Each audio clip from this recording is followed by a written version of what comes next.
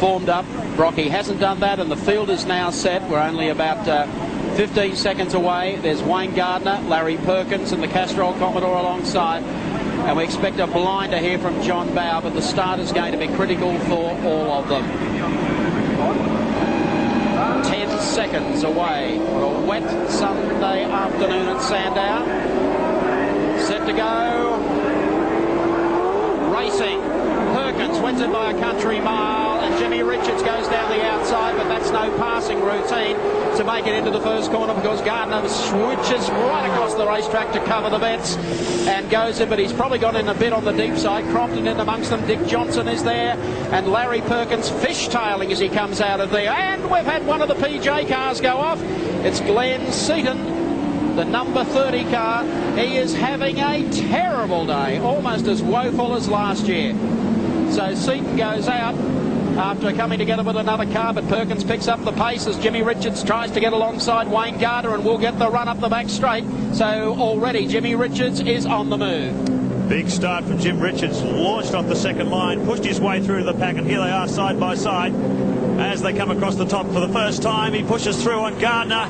So Richards up to second position. Larry leads him down to Dandenong Road for the first time, but Gardner's not going to give without a fight. He ducks onto the back of the Winfield Commodore as they come through. Then it's Bowe, and it looks like Greg Crick. A great start from him in the second Castrol Holden. Very aggressive driving there by Richards. A fabulous start, and he just got the ground covered that he needed. Couldn't quite exercise the advantage through the first corner, but here he is now pressing Larry. Well, tough break for Glenn. Yeah, certainly is, but that race is over in the first corner. That's an identical situation to what happened last year when he went off.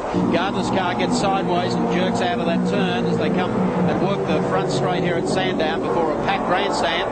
Longhurst pulled to the inside, but Gardner's car has got a fair turn of speed. The Coke machine still running in second, and Larry starting to just open up a small gap over Jimmy Richards. I'll tell you what, last time around too, Tony Longhurst was the fastest man on the circuit, the first to dip into the 1 minute 24 second barrier, so he's getting plenty of speed out of this Castrol Falcon.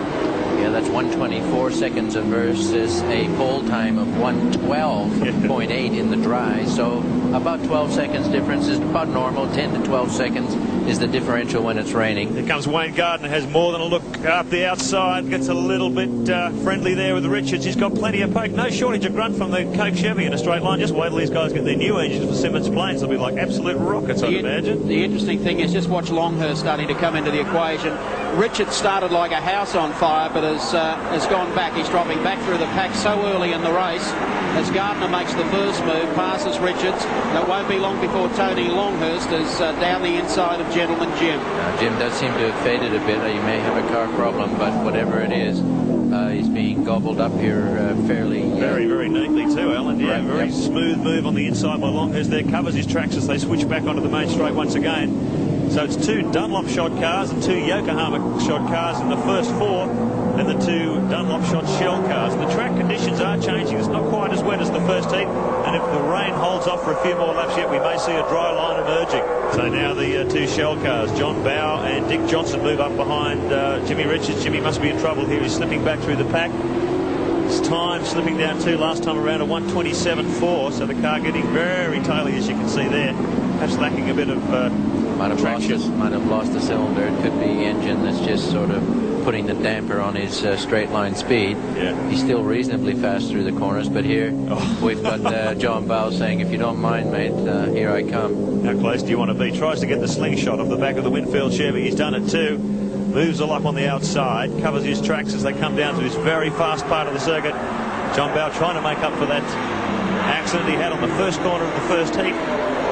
You'll never want to watch the replay of that because that sport what could have been a blue ribbon day for the Shell FAI team. However, still plenty of racing to go in the second heat with Perkins out in front. Second spot being held by Wayne Gardner, and the man on the move that we're watching is, of course, Tony Longhurst.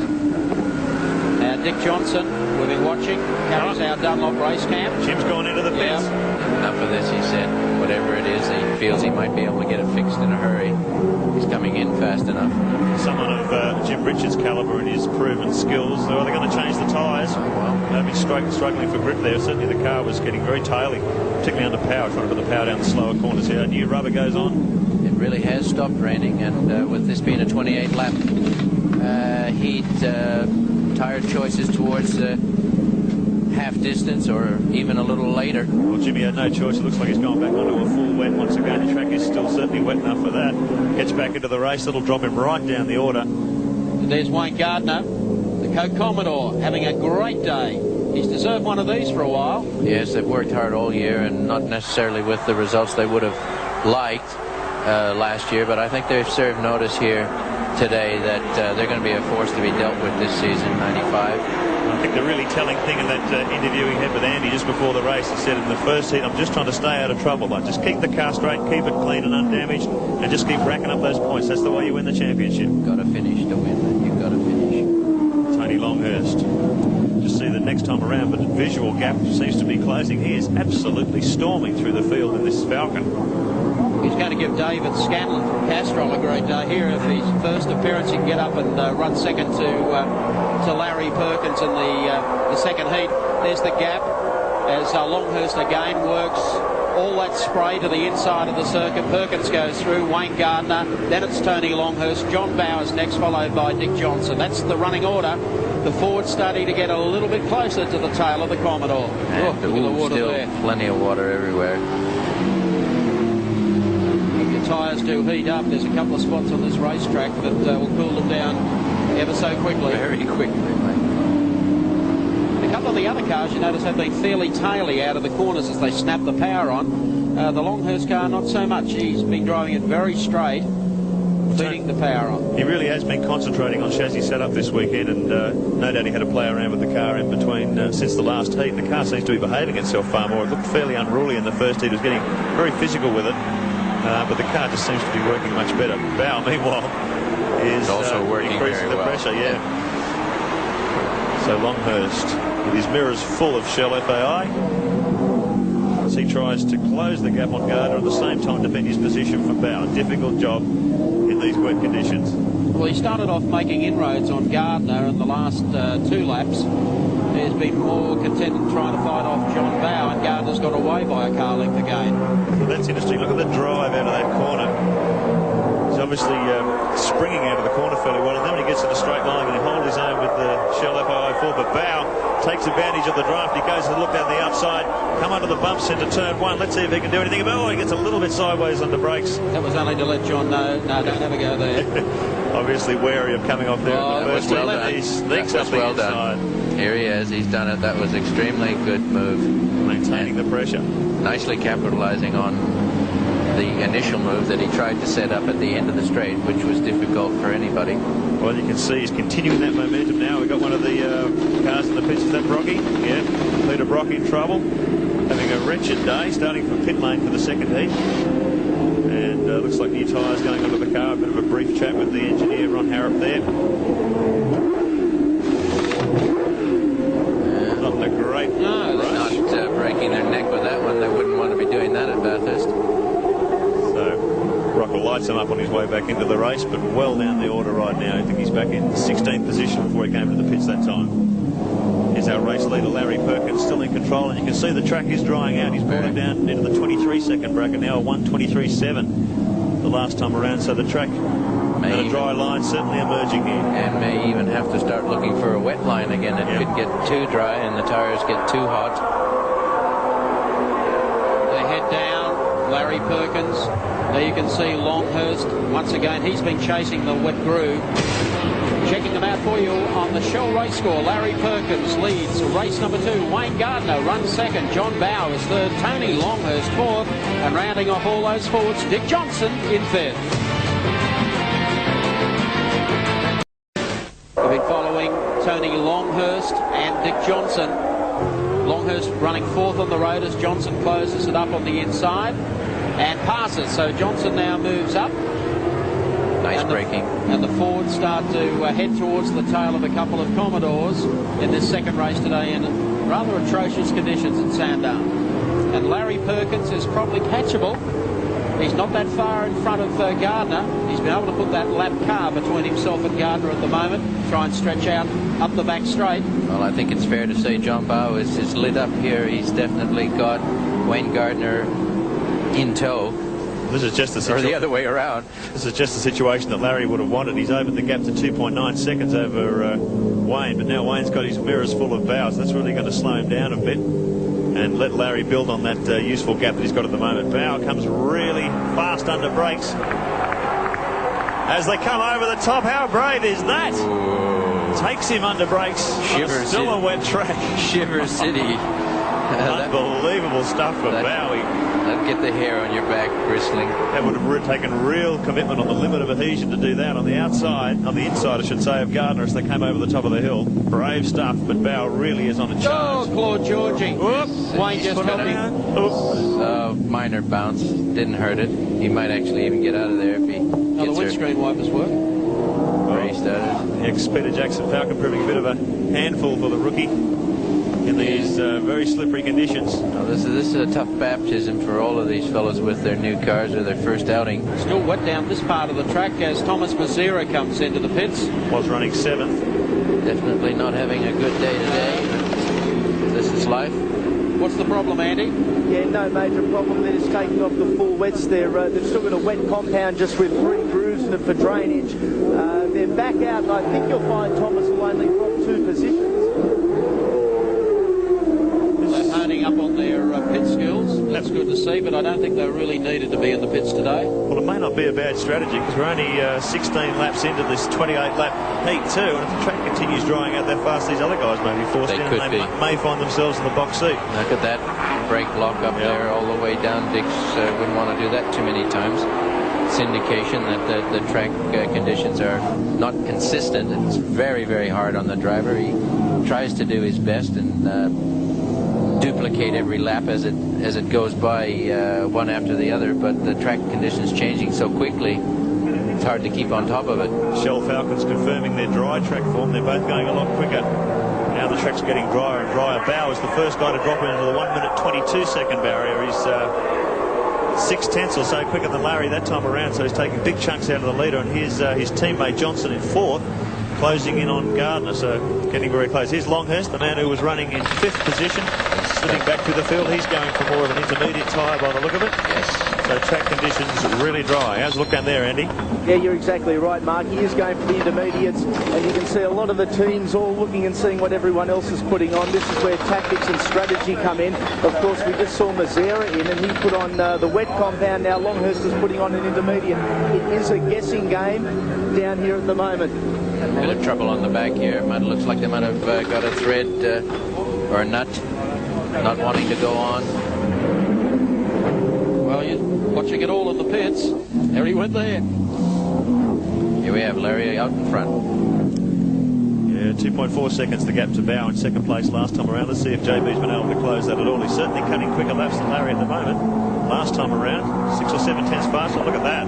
Larry's got the advantage of knowing that he'll be on the same style of tire as John, and therefore whatever he's doing to his is likely to be happening to John.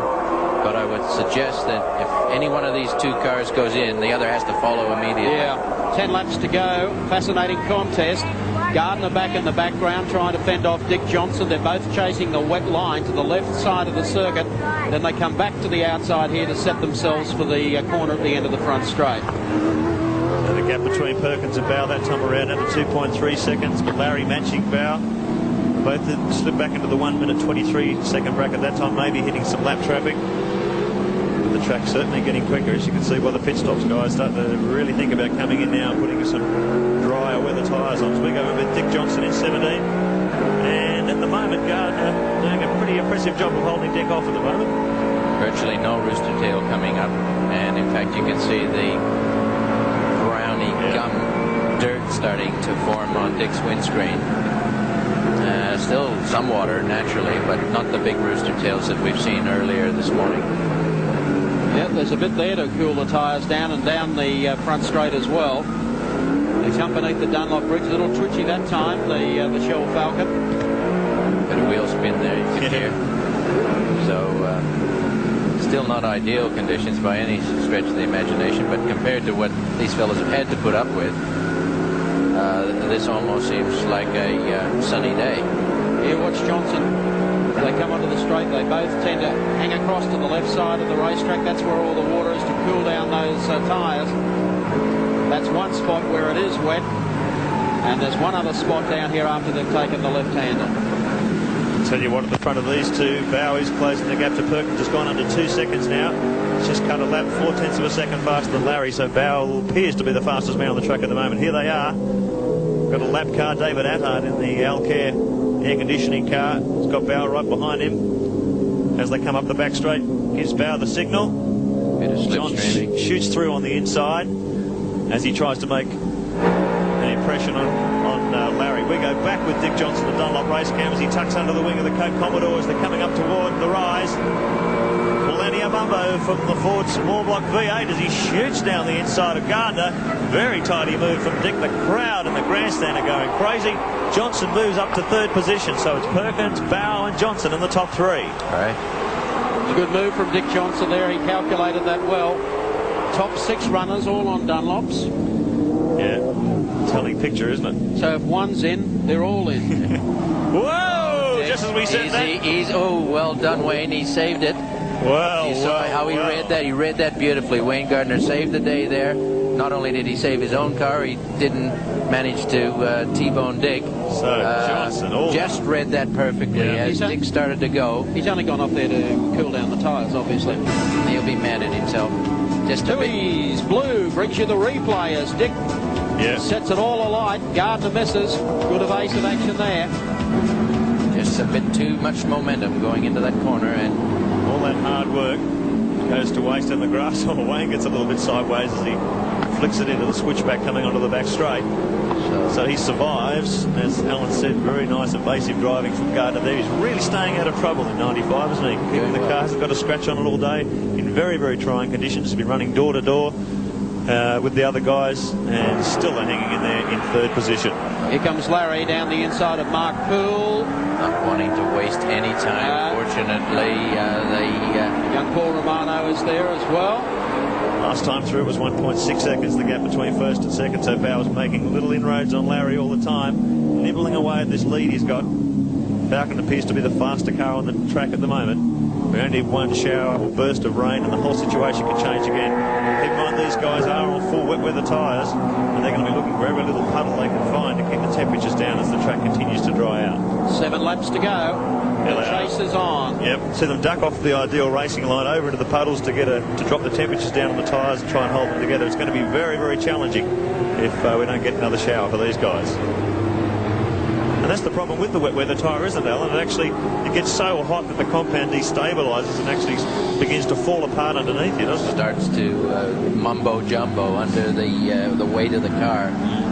The grooves are just a bit too wide. They do an excellent job getting rid of the water, but on the dry track, these cars are set up wanting every inch of rubber they can take, and hence the tire basically overheats and goes soggy on them. And when it starts chunking up, it's actually like you're driving on some ball bearings. Exactly. It's just all over the place. Yeah. It becomes very unpredictable and quite nervy for the driver. He doesn't have the feel that he needs to throw these things around. But Larry seems to be a little bit of understeer there. Well, a little bit of oversteer on the way. Yeah, well, he was ready for it, but that's an indication that the tires are getting a little tired and just not responding the way they need to. You can put the stopwatches away. It's a visual gap now. Bowe really zeroing in on the back of the Castrol Commodore. This is going to be a testy finish here. We've seen Larry carry off the first heat. And you can see how Bowe is struggling with his tyres there. They're getting very, very sideways as he tried to put the power down. They've both gone way off the racing line to try and run in the puddles to keep the temperatures down.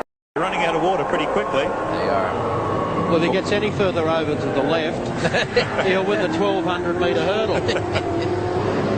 Fortunately, they're far enough in the lead where they can virtually duel with each other, and neither will want to dive in, but I suggest that if one does, the other has to follow instantly. And the interesting thing, just looking at the lap times here, Tony Longhurst, who came in to switch to a set of intermediates, he's doing lap times 3 or 4 seconds slower than these guys on full wet, so I don't know what's happening there. But you can see the track is drying out, time stabilising. Larry, that last time around, Bowe was a second faster than Perkins. Well, we've only got 5 laps to go, and I think Larry can hold it off. It's just a question of whether John can pressure him a bit more. But they're both in the same situation, aren't they, Alan? They're both on the same tyres that are starting to go away from them.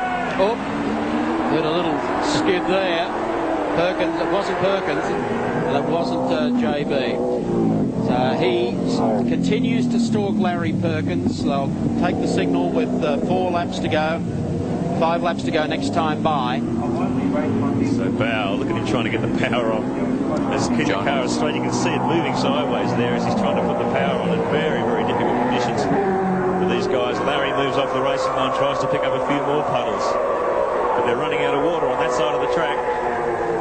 What has been happening all day, we haven't seen the Perkins car lock up a brake all day. I think that's just a superb credit to his style and his capacity to balance a car, because if a brake was ever going to lock up, the rainy situation certainly brings it on. But he's had this car deliver him a good mount today, and he's exercising all his abilities to keep it out in front. Well, he always threatened to do it this year. He had a sort of overburn on customers, looking after the customers last year. He's pulled that right back this year so he can concentrate more on the Castrol Commodore. And he really does have the Shell Series and, of course, Bathurst in his sights for 95. If this is any indication of the form that he can produce in the Sprint Series, a lot of the regular competitors. Yeah, they got something to watch out for this year. But he hasn't even had to be aggressive today. Okay, I'll debate that with you later tonight, okay? So you can see the track's just getting a shine on. There's very little water left on these parts of the track. He's getting a bit nervous. He's gone wide there twice now on that right-hander on the approach to the zig onto the straight. So I think John Bowe has succeeded in getting him into a worried frame of mind, but he's holding him off. Big sweep again across, costing him time as long as John Bowe stays in a straight line.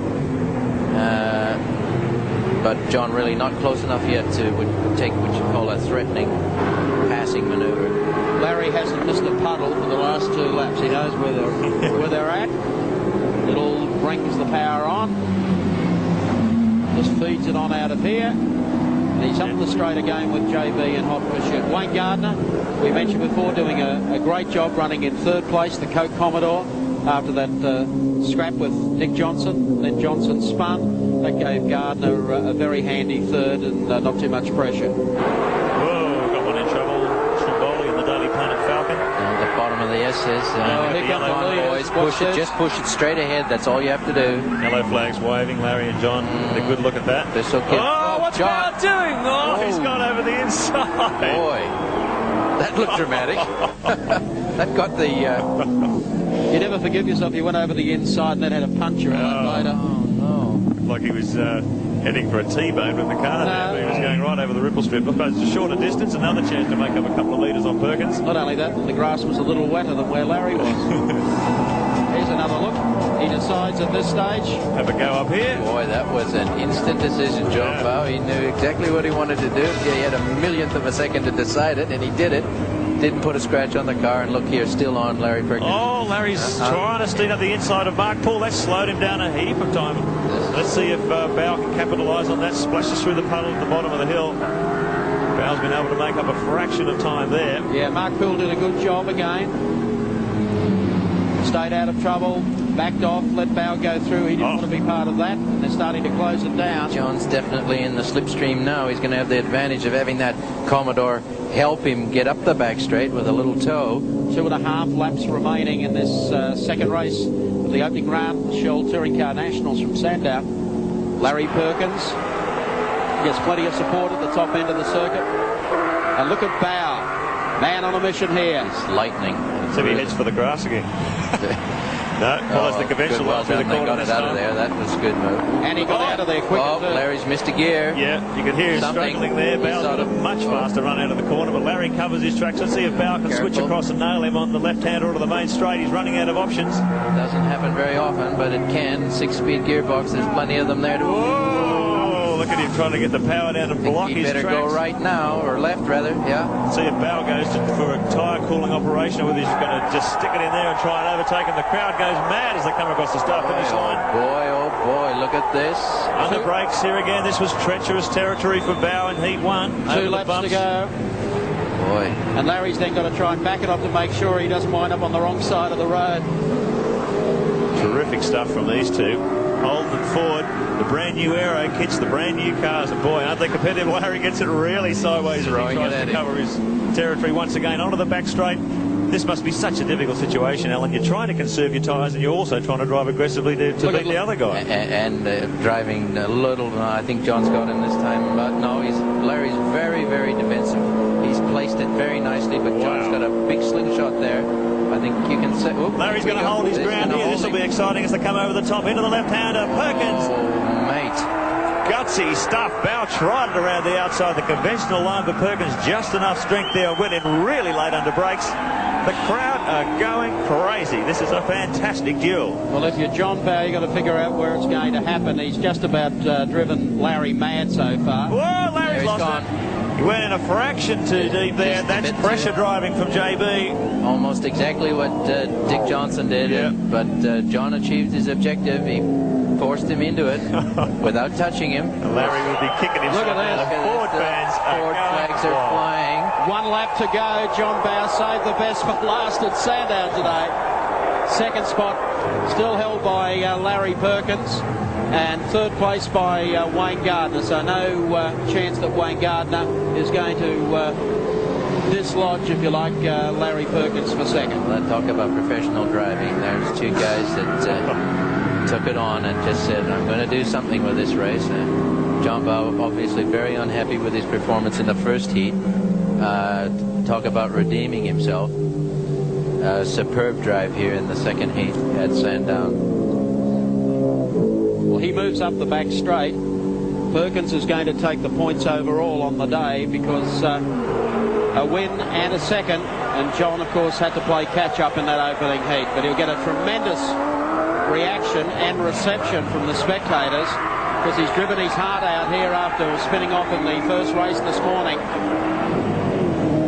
Well, it's probably too early to say whether the new Falcon, the new Commodore are evenly matched parity-wise, but boy, that's an indication. The drivers sure are. That's an indication of the action we can expect this year. It's going to be an absolute boomer.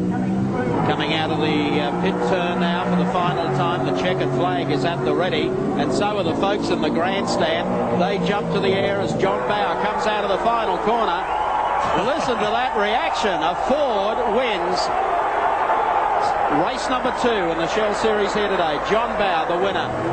Fabulous second place going to a trier in Larry Perkins, the Castrol Commodore, and third place going to Wayne Gardner in the Coca-Cola Commodore. Didn't the crowd love that?